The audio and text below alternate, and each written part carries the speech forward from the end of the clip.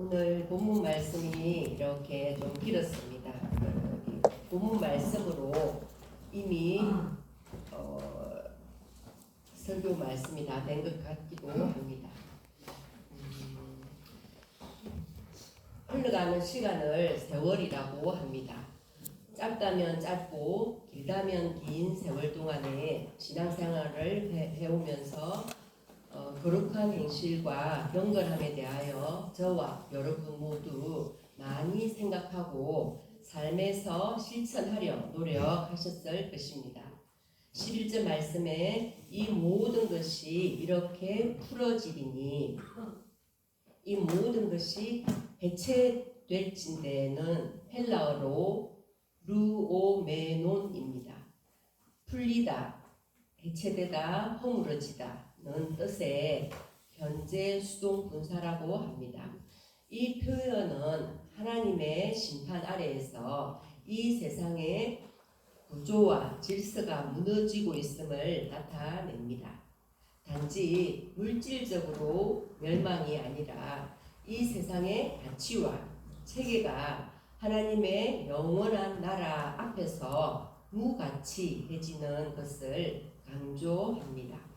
이렇게 말씀하고 계십니다. 너희가 어떤 사람이 되어야 마땅하겠느냐?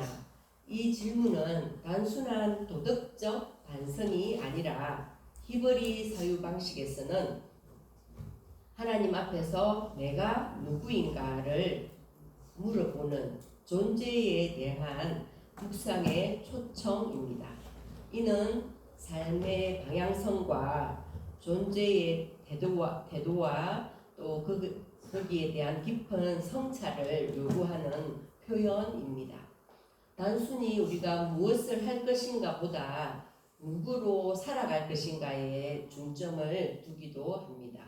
이제 오늘 제목 말씀에도 나왔는데 거룩한 행실과 경건함으로 하나님의 날이 임하기를 바라보고 간절히 사모하라 라고 전거된 대로 모든 하나님의 백성들은 말씀에 약속된 그대로 우리 구주 예수님께서 이 세상에 다시 오시는 날까지 또는 이 세상에서의 삶이 다하는 날까지 날마다 순간마다 거룩한 행실과 경건함으로 힘써야 함을 이야기하고 있습니다. 그래서 본질적으로는 할 수 있는 한 최대로 치열하고 뜨거운 말씀의 신앙 그리고 말씀의 열정이 될 수 있어야 하는 것입니다. 하나님의 시간은 우리의 시간과 다릅니다. 단어가 좀 어렵기는 해도 한번 들어보시기 바랍니다. 하나님의 시간에는 크로노스와 카이로스가 있습니다. 이제 크로노스에 대해서 잠깐 짧게 말씀을 드리면 크로노스는 물리적인 시간입니다. 자연적으로 흘러가는 시간. 어제가 오늘 같고 또 오늘이 내일 같은 시간. 그리고 시간의 양입니다. 그리고 1년은 365일 주야가 반복되는 자연의 시간입니다. 즉 세상의 시간입니다. 또 그리고 카이로스라는 시간이 있습니다. 이 시간은 주관적인 시간입니다. 한번 지나면 다시 오지 않는 시간. 결정적인 순간, 특별한 시간입니다. 우리에게 기회로 다가올 수도 있고 시간의 지대 이야기하고 있습니다. 하나님의 뜻이 이루어지는 시간이라고 단어를 해석하시면 되겠습니다. 크로노스와 카이로스는 누군가에게는 카이로스의 시간이 짧은 시간들의 연속이 되기도 합니다. 그리고 또 누군가에게는 카이로스의 시간이 아주 긴 시간 끝에 특별한 시간으로 연결되기도 하는 것 같습니다. 혹은 또 누군가는 주어진 카이로스의 시간들을 알아채지 못하고 흘려버리는 사람도 있을 것입니다. 모태신앙이나 어린 시절부터 이렇게 자연스럽게 하나님의 은혜 안에서 성장한 사람들은 연속적인 짧은 카이로스의 시간들을 경험하기도 합니다. 혹은 아예 그들에게 주어진 카이로스의 시간들을 알고자 하지 않은 채 그렇게 지나치기도 합니다. 13절 말씀에 보시면 우리는 그의 약속대로 의가 있는 곳인 새 하늘과 새 땅을 바라보도다 말씀하셨습니다. 내 힘과 의 그리고 세상적 능력이나 방법별로는 불가라는 사실을 통찰하며 깨닫고 인정하면서 하나님의 방법대로 할 수 있어야 하는 것입니다.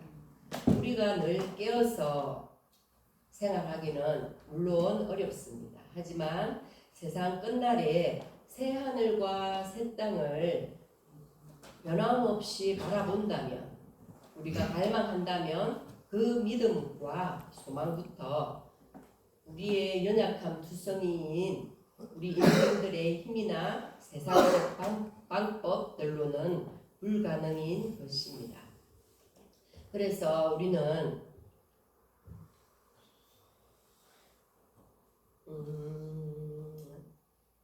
우리의 이렇게 삶을 돌아보면 우리의 시련을 통해서 또 하나님께서는 우리의 시간을 질문하기도 하십니다.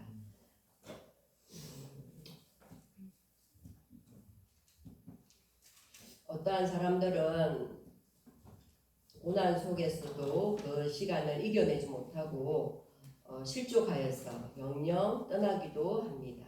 그리고 또한 어떤 사람들은 하나님의 그 시간을 지나면서 하나님의 뜻을 알게 되는 기쁨을 누리기도 합니다. 하나님은 바울을 사용하시기 위해서 하나님께서는 오랜 시간 동안 바울의 시간을 하나님의 뜻에 맞게 역사하셨습니다. 드디어 때가 되었을 때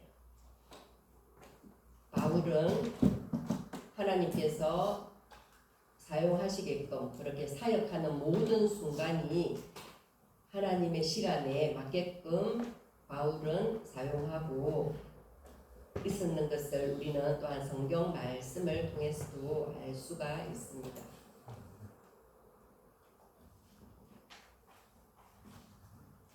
13절 말씀에 우리는 그의 약속대로 의가 있는 곳인 새 하늘과 새 땅을 바라보도다 말씀하셨습니다.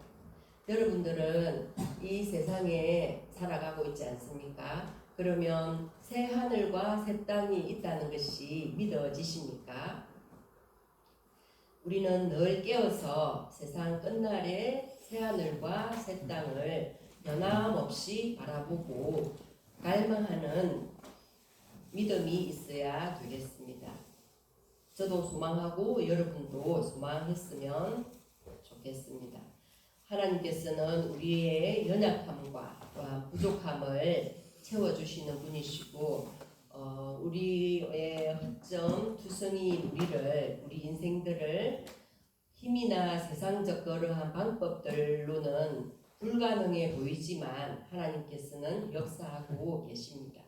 우리에게 직접적으로 또 실질적으로는 이렇게 성령님으로 인한 하늘의 힘과 은혜와 실제를 더 입어야 우리는 온전히 가능한 것인데, 그렇게 우리가 온전해질 수 있도록 유지할 수 있는 힘을 주시는 분도 하나님이신 것을 깨닫습니다. 저와 여러분들은 이렇게 신앙생활을 해 나가고 있으십니다. 우리를 그리스도인이라고 하는데 저와 여러분은 소망의 사람입니다. 예수님께서 성천하신 이후에 우리는 약속을 기다리는 저와 여러분입니다. 그래서 또한 저와 여러분들은 공동체입니다. 저와 여러분 모두는 이렇게 주일이나 수요 예배에서 하나님의 말씀을 받습니다. 성경이 여러 종류가 있습니다. 현대어 성경 누가복음 8장 18절 말씀에 이렇게 말씀하고 계십니다. 명심하여 들으라. 누구든지 가진 사람은 더 받게 될 것이고 가지지 못한 사람은 가졌다고 믿고 있는 것마저 빼앗길 것이다 라고 말씀하십니다. 이 말씀은 우리가 하나님의 말씀을 제대로 듣고 행동해야 한다는 뜻입니다. 여러분 모두 이제 주일날 하나님으로부터 오시는 말씀을 목사님의 입을 통해서 말씀하실 때에 말씀을 제대로 듣고 또 그 말씀대로 잘 행동하고 계시잖아요. 그래서 그렇다면 어떻게 하면 우리의 빛을 더 밝게 비출 수가 있겠습니까?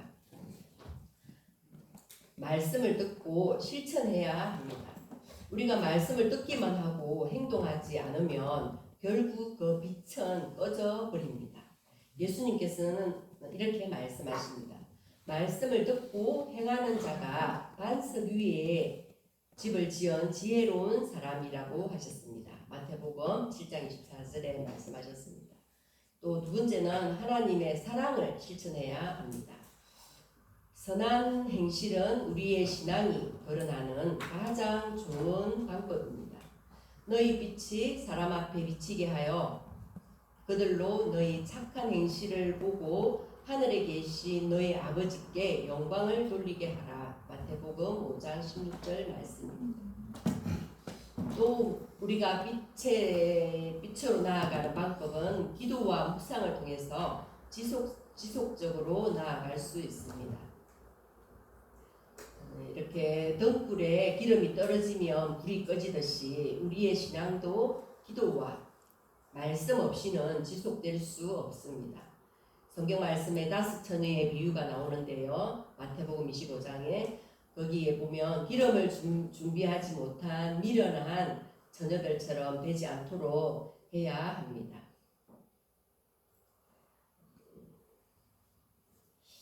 이제 끝으로 저와 여러분 이렇게 한번 뒤돌아보면 좋겠습니다. 그러면 과연 나는 어떠한 빛을 비추고 살아가고 있을까?